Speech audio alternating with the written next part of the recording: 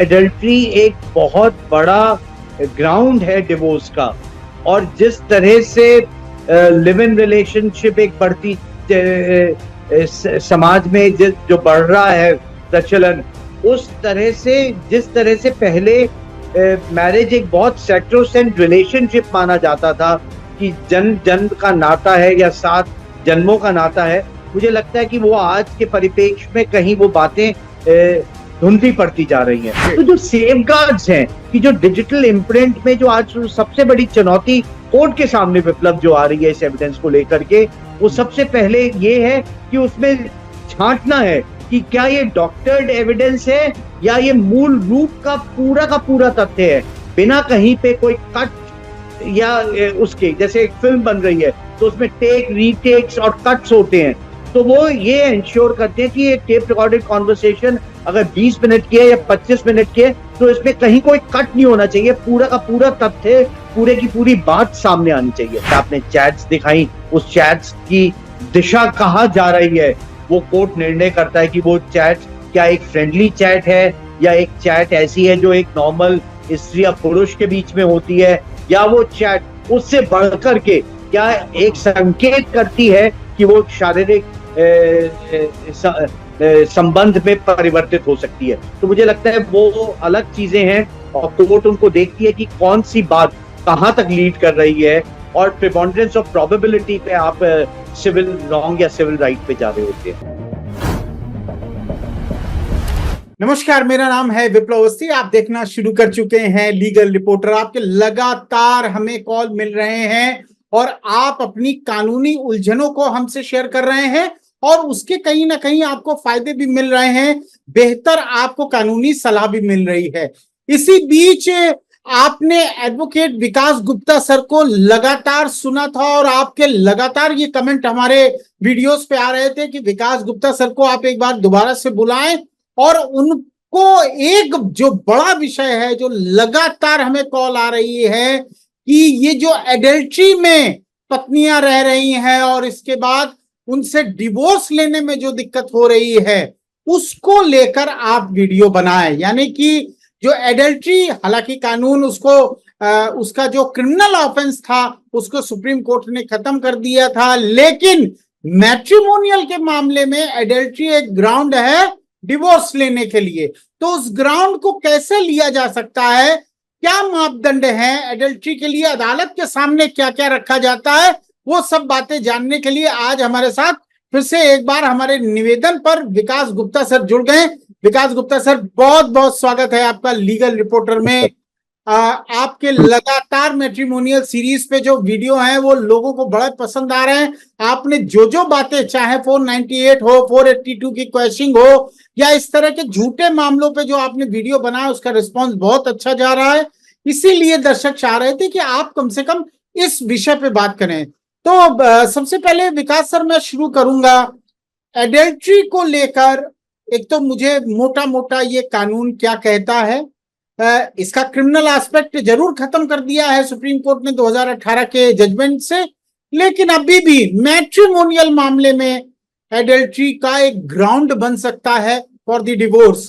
तो थोड़ा सा उसके बारे में पहले हल्का सा विस्तृत में बता दें, इसके बाद हम आगे बात करें। विप्लव, आप बिल्कुल सही कह रहे हैं कि बदलते हुए परिवेश में, बदलते हुए समय में, जब नए समय की, नई पीढ़ी की नई चुनौतियां जो सामने हैं, उसमें एडल्ट्री एक बहुत बड़ा ग्राउंड है डिवोर्स का, और जिस तरह से लिव इन रिलेशनशिप एक बढ़ती समाज में जो बढ़ रहा है प्रचलन, उस तरह से जिस तरह से पहले मैरिज एक बहुत सैक्रोसेंट रिलेशनशिप माना जाता था कि जन्म जन्म का नाता है या 7 जन्मों का नाता है, मुझे लगता है कि वो आज के परिप्रेक्ष्य में कहीं वो बातें धुंधली पड़ती जा रही हैं।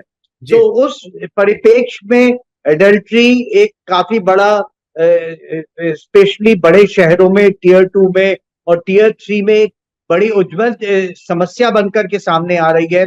और हमारे पास कई ऐसे नवविवाहित या कुछ समय के बाद विवाहित दाम्पत्य में सामने आते हैं और वो अलेज करते हैं कि उनकी वाइफ एडल्ट्री में है, और बिना वकील के बात किए हुए भी वो उन पे काफी समय से स्पाई से कर रहे होते हैं। व्हाट्सएप का युग है, फेसबुक का युग है, इंस्टा का युग है। तो काफी लोग खाली फॉलो करने के साथ साथ आपका अपना स्पाउस आपको स्टॉक भी कर रहा होता है कहीं ना कहीं। आपकी हर मूवमेंट पे, आपकी हर चीज पे निगाह रख रहा होता है। और मुझे लगता है कि वो इन द प्रोसेस कई बार सही भी होता है और कई बार गलत भी होता है, कि ओवर एंथुजियाज्म हो जाता है, उसको लगता है कि ये चीज शायद एडल्ट्री की तरफ इशारा कर रही है। तो मुझे लगता है कि कहीं सही है और कहीं गलत है, लेकिन हाँ, आज के परिप्रेक्ष्य में एडल्ट्री एक बहुत बड़ी चुनौती बन करके ठीक है, डिवोर्स का कारण बन के सामने आया है। ठीक है। जो विकास सर, चूंकि 100 में से जो 70% कॉल हैं इस समय, मैं आपको 70% का बता रहा हूं। जो कॉल्स हैं वो लगातार हस्बैंड ये कहते हैं कि साहब हमारी पत्नी एडल्ट्री में है, अपने कुलीग के साथ, अपने पड़ोसी के साथ, अपने बॉयफ्रेंड के साथ, तमाम रिश्तों में वो इस तरह एडल्ट्रेशन में है। और बकायदा बच्चे होने के बावजूद उसका कोई इम्पैक्ट नहीं है, 2-2 3-3 बच्चे हैं उसके बावजूद भी इस तरह के हैं। तो मैं सबसे पहले तो शुरुआत ये करूंगा, जो पीड़ित पति है वो फर्स्ट इंस्टांस पे पहला कदम अगर उसको पता चल जाता है तो पहला कदम क्या होगा, नंबर 1। नंबर 2 चीज, कलेक्शन ऑफ एविडेंस। एडल्ट्री के ग्राउंड को तो निश्चित रूप से आप कोर्ट के सामने डिवोर्स का ग्राउंड बना सकते हैं, कानून भी कहता है, लेकिन एविडेंस को कलेक्ट करने का तरीका वो जरा थोड़ा सा हमारे दर्शकों को बता। देखिए विप्लव, जब प्रोफेशन स्टार्ट किया था तो उस जमाने में फोटोग्राफ एक बहुत बड़ा माध्यम था। अगर आपको याद होगा कि दूरदर्शन का समय था, स्टार टीवी 1991-92 में आया था, सैटेलाइट टेलीविजन का हम लोग तो दूरदर्शन के युग से आए हैं और कृषि दर्शन के युग से आए हैं, जो हम दूरदर्शन पे देखते थे। 90s में जाकर के सैटेलाइट टेलीविजन आया। तो जब प्रोफेशन स्टार्ट किया और एक लंबे अरसे तक फोटोग्राफ से एक बहुत बड़ा एविडेंस होता था कि आप डिटेक्टिव को लगाते थे और फोटोग्राफ्स के माध्यम से आप एडल्ट्री को प्रूव करते थे। बदलता समय है, टेक्नोलॉजी ने जो पिछले 20 साल में किया है, शायद जो पिछले 5000 वर्षों में नहीं हुआ, वो टेक्नोलॉजी ने पिछले 20 साल में किया है। और मैं अगर देखूं, आप भी देखेंगे, आपको भी एक लंबा अरसा हो गया लीगल रिपोर्टिंग करते हुए। आपने सुप्रीम कोर्ट, विभिन्न हाई कोर्टों को कवर किया है इतने लंबे अरसे में। तो जो बदलते हुए टेक्नोलॉजी के बदलते हुए रूप को हम सबने जीवांत किया है, देखा है और एहसास किया और जिया है साथ में। उस बदलते हुए युग में विप्लव, फोटोग्राफ्स को आज टेक्नोलॉजी को इंस्टा ने ले लिया है, फेसबुक आ गया, व्हाट्सएप आ गया। तो आज का जो जमाना है वो पूरा का पूरा डिजिटल आपके पास एविडेंस क्रिएट हो रहा है। जेरोक्स और कोडैक का जमाना खत्म हो गया और आज डिजिटल का जमाना आ गया है। तो वो एविडेंस सारा का सारा डिजिटल फुटप्रिंट है। और एक बड़ी अच्छी बात है विप्लव, कि जो एक डिजिटल फुटप्रिंट होता है वो हमेशा स्थायी रूप तक रहता है। एक बार वो जब इम्प्रिंट हो गया, जिस तरह से आप अगर ईडी के भी मुकदमे देखते हैं कि money trail will always leave a impression, उसी तरह डिजिटल इम्प्रिंट एक बार होने के बाद उसको आप चाहें तो भी वर्चुअल वर्ल्ड से हटा नहीं सकते। तो वो एक बहुत बड़ा माध्यम आज बन गया है कि एविडेंस जिसको कोर्ट देख भी रही है। हमने जब पढ़ाई करी थी तो राजेश मलकानी वाली एक जजमेंट होती थी टेप रिकॉर्डेड कॉन्वर्सेशन को। तो आज के वक्त में तो एविडेंस को इतना रूप दे दिया गया है, उसमें बहुत सारे बदलाव आ गए हैं और कलेक्शन के साथ साथ बहुत ज्यादा डिजिटल एविडेंस क्रिएट हो गया है और उसपे फॉरेंसिक आने लग गया है। क्योंकि हमें डिजिटल के साथ साथ ये भी ध्यान रखना है कि कहीं ये डॉक्टर तो नहीं है, क्योंकि जिस तरह से आप देख रहे हैं आज एआई का जमाना आ गया है। तो आपको यही नहीं पता चलता कि ये विप्लव बैठे हैं या वो एआई बैठ करके बोल रहे हैं। तो इन बातों का भी हमेशा मुझे लगता है ध्यान रखने की बात है। ठीक है, ठीक है। थोड़ा सा विकास सर उस बारे में आप बता दीजिए कि अगर किसी हस्बैंड को ये पता चल जाता है कि पत्नी किसी एडल्ट्री में है या किसी गैर पुरुष के साथ उसके संबंध हैं, एक तो लैंग्वेज के हिसाब से एडल्ट्री में स्पाउस से अलग व्यक्ति होना चाहिए, उसके साथ उसके फिजिकल रिलेशन होने चाहिए।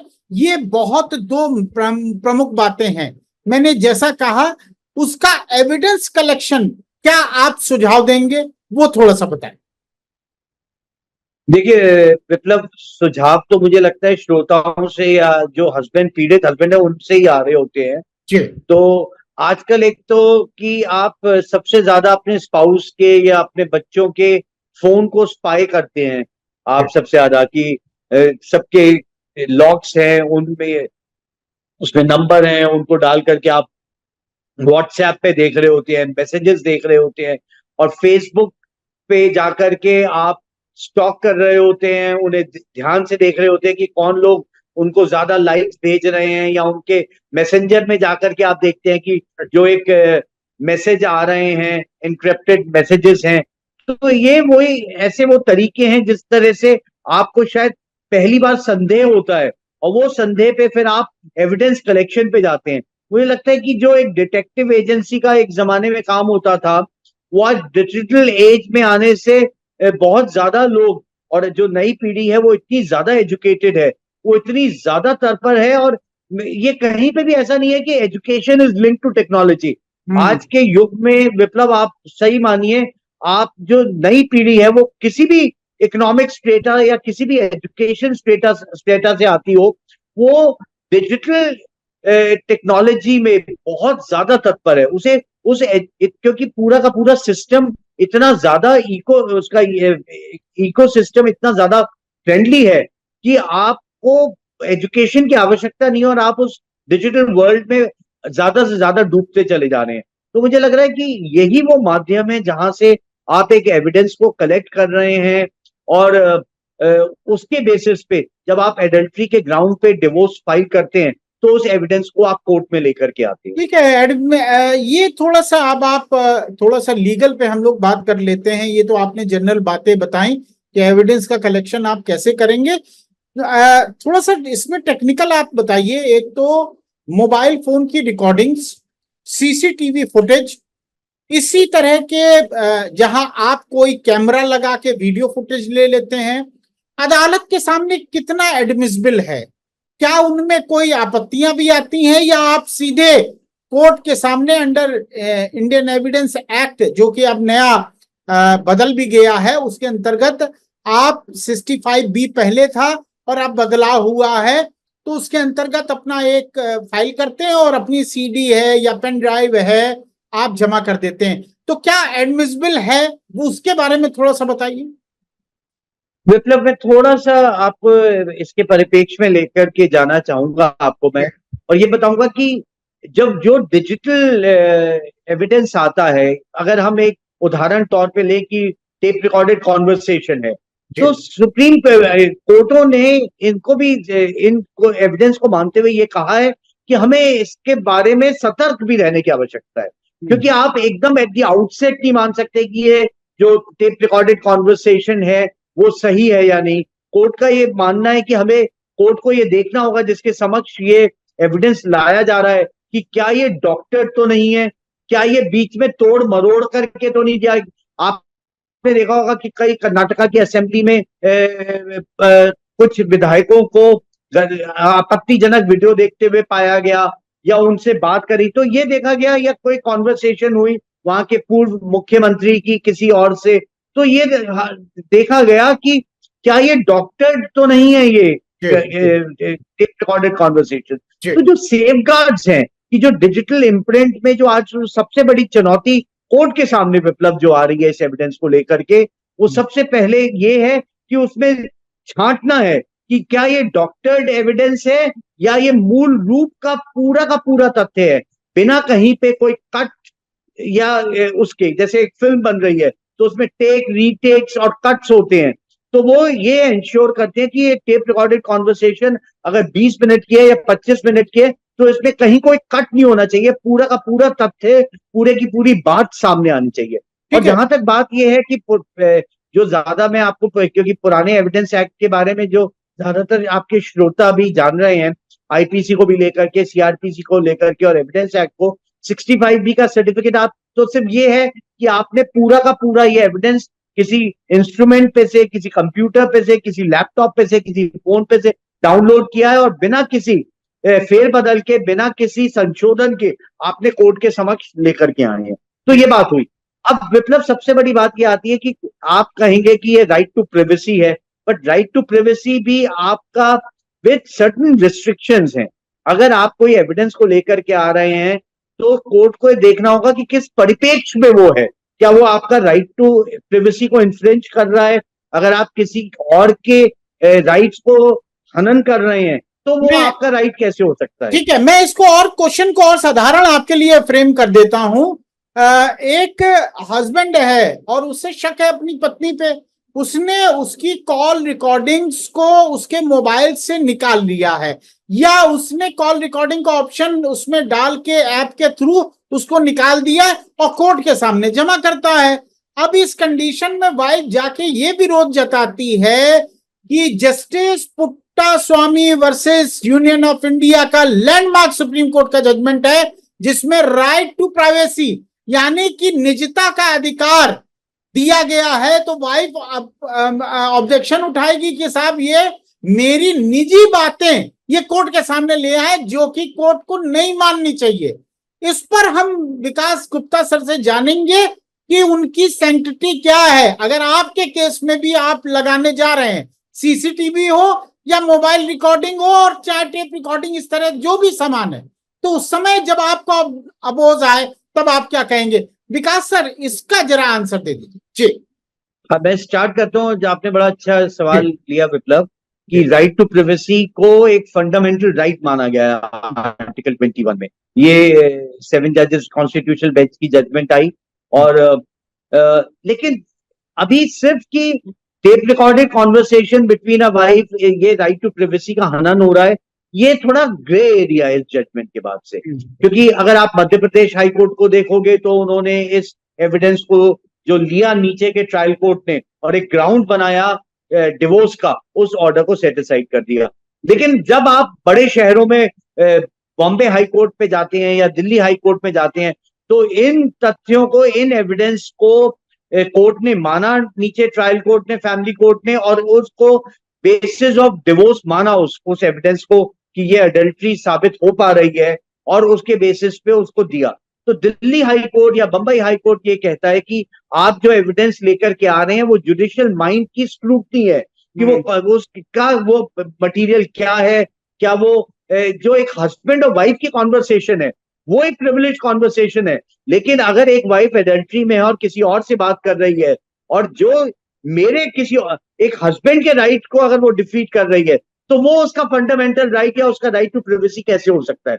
तो ये ग्रे एरिया है कि किस तरह से आप अपने एविडेंस को कोर्ट को कलेक्ट कर रहे हैं। एक इंपॉर्टेंट बात, उसमें कोई डॉक्टर्ड एविडेंस नहीं है, उसमें कोई त्रुटियां नहीं है, वो बिल्कुल नीट क्लीन एविडेंस है। स्टर्लिंग क्वालिटी एंड इंटेग्रिटी का वो एविडेंस है।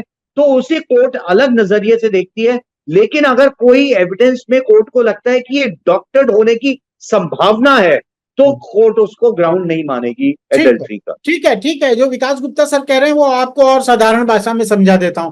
विकास गुप्ता सर कह रहे हैं कि जो एविडेंस आपने पेश किया, यानी कि रिकॉर्डिंग, सीसीटीवी फुटेज, वो तो नितांत में बनाया गया था ना, लेकिन आपने जब पेश किया तो कुछ हाई कोर्ट्स ने कहा कि नहीं, ये एडमिट नहीं करते हैं क्योंकि ये निजता का अधिकार का उल्लंघन है। लेकिन कुछ हाई कोर्ट्स ने कहा कि नहीं, अगर वो स्टर्लिंग एविडेंस है, कोर्ट को लगता है कि प्राइमा फेसाई कोई डॉक्टर नहीं है, उसमें कहीं वॉइस का वो कहीं नहीं है, कहीं ऊपर से आगे पीछे उसमें कुछ नहीं किया है, किसी तरह से छेड़छाड़ नहीं की गई है, और अगर कोर्ट ये समझता है कि नहीं, ये इस केस यानी कि मैट्रिमोनियल केस के लिए बहुत इंपॉर्टेंट एविडेंस है, तो उसको एक्सेप्ट कर सकता है। यानी कि वो कहना ये चाह रहे थे विकास गुप्ता सर कि अभी एक लाइन तय होनी है, जब सुप्रीम कोर्ट में कोई बड़ा महत्वपूर्ण जजमेंट आएगा और सुप्रीम कोर्ट की एक लार्जर बेंच उसको, ये जो अलग अलग जजमेंट्स आ रहे हैं उनको एक कर देगी, उसी समय हो जाएगा। तो फिलहाल के लिए जब भी इस तरह का मामला हो, तब तमाम आपके पक्ष में जजमेंट है, हस्बैंड के पक्ष में है कि उसको एविडेंस बनाया जा सकता है। और इस वीडियो के नीचे हम उन जजमेंट्स के लिंक भी आपको डाल देंगे, आप वो पढ़ सकते हैं और देख सकते हैं। विकास गुप्ता सर, थोड़ा सा मैं आम भाषा में जानना चाहूंगा, एडल्ट्री को आप डिफाइन कैसे करते हैं? एक महिला किसी पुरुष से बात कर रही है या मन बहलाने के लिए ही बात कर रही है, क्या वो एडल्ट्री होगी? एक महिला किसी पुरुष के साथ अगर स्कूटर में बैठ के चली गई है तो वो क्या एडल्ट्री होगी? एक महिला किसी पुरुष के साथ एक कमरे में बैठी हुई है तो वो क्या एडल्ट्री होगी? तो थोड़ा क्या एग्जाम्पल से आप बता सकते हैं कि एडल्ट्री को बेसिकली हम लोग कैसे देखें? जी विप्लव, इसको तो एडल्ट्री बिल्कुल भी नहीं मानेंगे। और जब एक 21वीं सदी के पुरुष और नारी आपस में एक जगह को एग्जिस्ट कर रहे हैं, को एजुकेशन सिस्टम चल रहा है, एक ही दफ्तर में आप साथ काम कर रहे हो, तो मुझे लगता है कि आप इतनी नैरो अप्रोच लेकर के या इस तरह से ये एडल्ट्री का कोई परिभाषा बन ही नहीं सकती। और अगर आप छोटी छोटी बातों पे संदेह करोगे और उसको ऑफेंस मानोगे तो मुझे लगता है कि पूरा का पूरा सामाजिक, देखिए लीगल भी वही आएगा जो समाज से ही बन करके लीगल फ्रेमवर्क बन रहा है और समाज के में रहने वाले लोगों के लिए बन रहा है। और अगर हम इतनी नैरो इंटरप्रिटेशन करेंगे उसकी, अगर अपनी परिभाषा देने की कोशिश करेंगे कि कोई एक स्त्री किसी पुरुष के साथ कॉफी शॉप में बैठ करके अपने सहयोगी के साथ कॉफी पी रही है, या स्कूल में है, या कॉलेज में है, या नेबरहुड में है, तो मुझे लगता है उतनी नैरो इंटरप्रिटेशन की आवश्यकता नहीं है। बढ़ता हुआ देश है, बढ़ता हुआ समाज है, 21वीं सदी के नई पीढ़ी है जो सामने आई है। और एडल्ट्री की जो परिभाषा है कि अगर उनका कोई शारीरिक संबंध है तो वही सही रूप में एडल्ट्री है। बाकी सब चीजों को मुझे लगता है कि हमें उसको डिस्कस करने की भी आवश्यकता नहीं। ठीक है, कोई बात नहीं, मैं आपकी बात समझ गया, क्योंकि ये तो हजारों तरह का उदाहरण हो सकता है, किसी आप डेफिनेशन से नहीं जा सकते हैं। लेकिन बड़ा इंपॉर्टेंट एक सवाल मेरे दिमाग में, आप जिस बात को कह रहे हैं, अब साहब एडल्ट्री में तो वो है, और एडल्ट्री आपने कहा कि जब शारीरिक संबंध कपल से हटके, यानी कि हस्बैंड वाइफ से हटके किसी गैर पुरुष स्त्री के साथ शारीरिक संबंध बनना, अब इसका एविडेंस तो बहुत ही रेयर होगा। और क्या कोर्ट के सामने बियॉन्ड रीजनेबल डाउट आपको प्रूव करना पड़ेगा एविडेंस के माध्यम, या इस तरह के क्लिंचिंग एविडेंस ही देने पड़ेंगे? मतलब मैं और साधारण कह रहा हूं कि आदमी औरत अगर बेड पे है और शारीरिक संभोग कर रहा है, तो क्या उसका ही वीडियो देना पड़ेगा तभी एडल्ट्री मानी जाएगी? नहीं विप्लव, ये क्रिमिनल लॉ नहीं है जहाँ पे बियॉन्ड रीजनेबल डाउट आपको प्रूव करना पड़ता है। तो पहली बात तो एडल्ट्री का जो ग्राउंड ऑफ डिवोर्स में है वो एक सिविल राइट या सिविल रॉन्ग है। तो उसका जो मापदंड है वो नहीं है जो एक क्रिमिनल लॉ में एविडेंस की हमें आपको पता ही है प्रिपॉन्डरेंस और प्रोबेबिलिटी है, वहां पे बियॉन्ड रीजनेबल डाउट है। तो दोनों में मापदंड बहुत फर्क है। यहाँ पे आप सर्कमस्टेंशियल एविडेंस भी है, जैसे आपने चैट्स दिखाई, उस चैट्स की दिशा कहाँ जा रही है वो कोर्ट निर्णय करता है कि वो चैट क्या एक फ्रेंडली चैट है, या एक चैट ऐसी है जो एक नॉर्मल स्त्री या पुरुष के बीच में होती है, या वो चैट उससे बढ़कर के क्या एक संकेत करती है कि वो शारीरिक संबंध में परिवर्तित हो सकती है। तो मुझे लगता है वो अलग चीजें हैं और कोर्ट उनको देखती है कि कौन सी बात कहां तक लीड कर रही है, और प्रिपॉन्डरेंस ऑफ प्रोबेबिलिटी पे आप सिविल रॉन्ग या सिविल राइट पे जा रहे होते हैं। ठीक है, यानी कि आप विकास सर जो कहना चाह रहे हैं वो बड़ा इंपॉर्टेंट है कि कोर्ट का एक तो बड़ा रोल है जब आप इस तरह के एविडेंस लगाएंगे, और उस एविडेंस को उस कसौटी में कसना चाहिए कि क्या वो एविडेंस जिस मामले के लिए दाखिल किए गए हैं उसी से संबंधित है, क्या डॉक्टर है या नहीं है, क्या उनके साथ छेड़छाड़ हुई है नहीं है, उनका पर्पस क्या है, उनको क्यों लाया गया है, ये कोर्ट को देखने का है। और दूसरा जो इंपॉर्टेंट बात सर ने कही, जो मैं समझ पा रहा हूं कि एडल्ट्री के ग्राउंड को प्रूव करने के लिए भी अदालत का एक बड़ा रोल होता है। हर बात आपकी बताई हुई हर घटना एडल्ट्री नहीं हो सकती, छोटी छोटी घटनाएं एडल्ट्री नहीं हो सकती, लेकिन वो घटना क्या उस महिला या पुरुष को एडल्ट्री की तरफ ले जा रही थी, ये जो इंपॉर्टेंट बात विकास सर ने कही है वो देखने लायक है। अदालत के सामने आप जब एडल्ट्री को प्रूव कर लेते हैं और अदालत ये मान लेती है कि हाँ एडल्ट्री है, और इसके आधार पर डिवोर्स ग्राउंड डिवोर्स दे दिया जाता है। क्या यही अब एडल्ट्री का बचा है या इसके अलावा भी एडल्ट्री को प्रोसिक्यूट किया जा सकता है विकास सर लास्ट में? नहीं, यही आपके ग्राउंड्स है विप्लव, जो डिवोर्स के ग्राउंड्स हैं, अलग अलग ग्राउंड्स हैं, क्रूएल्टी है, एडल्ट्री है। तो मुझे लगता है कि क्योंकि क्रिमिनल लॉ में तो अब एडल्ट्री बची नहीं है, तो जो आप जिस तरह से it's one of the grounds for divorce under the Hindu marriage act. ठीक है। बच्चों पर इसका एक चाइल्ड कस्टडी, चूंकि आप चाइल्ड कस्टडी के तो आपने बड़ा अच्छा नॉलेज है आपको, बच्चों पर इसका क्या इम्पैक्ट पड़ता है अगर एडल्ट्री हस्बैंड या वाइफ के अगेंस्ट में प्रूव हो जाती है और बच्चा बाय द वे उस जिसने एडल्ट्री की है उसके पास है, तो चाइल्ड कस्टडी पर भी प्रभाव पड़ेगा उसका? मतलब देखो, अगर मैं खाली एडल्ट्री पे नहीं जाऊंगा, अगर फैमिली ब्रेक होती है तो अगर देखा जाए तो बच्चे पे असर तो वहीं से शुरुआत होनी शुरू हो जाती है। तो वो तो एक अलग विषय। और आपको याद होगा कि हस्बैंड अगर by the way wife adultery में है और ये प्रूव हो जाता है और बच्चा उसके पास है, तो क्या हस्बैंड का ये राइट बन जाता है कि चूंकि वाइफ एडल्ट्री में है इसलिए बच्चा मुझे मिले?